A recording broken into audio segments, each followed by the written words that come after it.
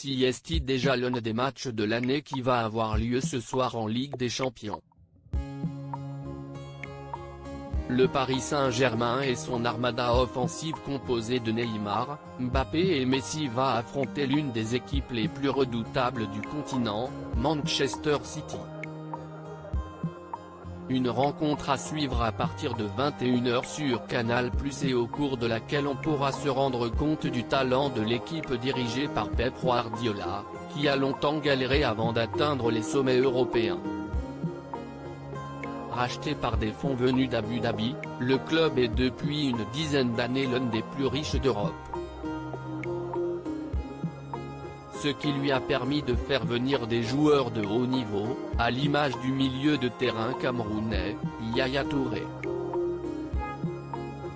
Si ce dernier a marqué l'histoire du club britannique, il n'a pas conservé que de bons moments de son passage dans le nord de l'Angleterre. Au moment de la Coupe du Monde 2014, le joueur a la douleur d'apprendre la disparition de son frère, Ibrahim. Une terrible nouvelle pour Yaya Touré, d'autant plus qu'il n'a pas eu l'occasion de faire ses adieux à son jeune frère, disparu à l'âge de 28 ans des suites d'un cancer. Pour lui, le coupable est tout trouvé et CST son club. Manchester City n'a pas souhaité m'accorder ces quelques jours.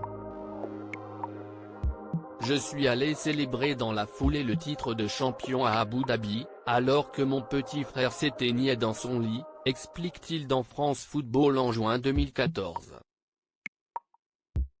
Après coup, je m'en veux de ne pas avoir insisté. De ne pas m'être fait respecter. Très déçu de la tournure des événements, Yaya Touré fait part de ses regrets aux médias français. Après coup, je m'en veux de ne pas avoir insisté. De ne pas m'être fait respecter.